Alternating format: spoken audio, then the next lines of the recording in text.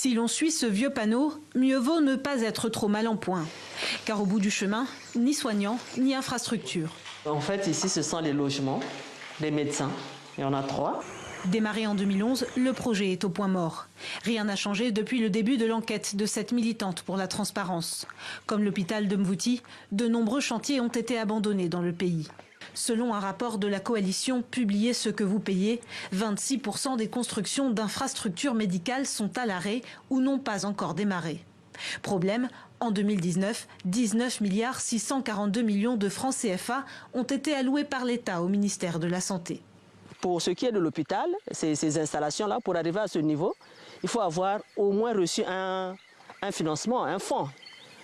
Donc, ce qu'il nous reste à savoir, est-ce que le fonds qu'il a reçu correspond au niveau de travaux qu'on voit ici à l'état d'avancement? Ce que nous on remarque, en fait, c'est juste des soupçons de corruption, des soupçons de détournement de fonds. Parce que quand on voit les prévisions et quand on voit l'état d'avancement des projets, on se pose toujours des questions. La corruption est un sujet sensible au Congo. Difficile à prouver, ce mal ronge pourtant le pays. Comment peut-on construire pendant 9 ans un centre de dialyse mais dont il n'y a que les poutres qui sont debout?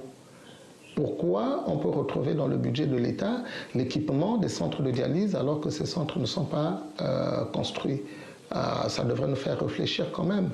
On n'a pas besoin d'être expert dans la construction pour se rendre compte qu'il y a un problème. Le ministère de la Santé n'a pas répondu à nos demandes d'interview. En début d'année, une commission nationale pour la transparence et la responsabilité dans la gestion des finances publiques a été mise en place sous la tutelle du ministère de la Justice.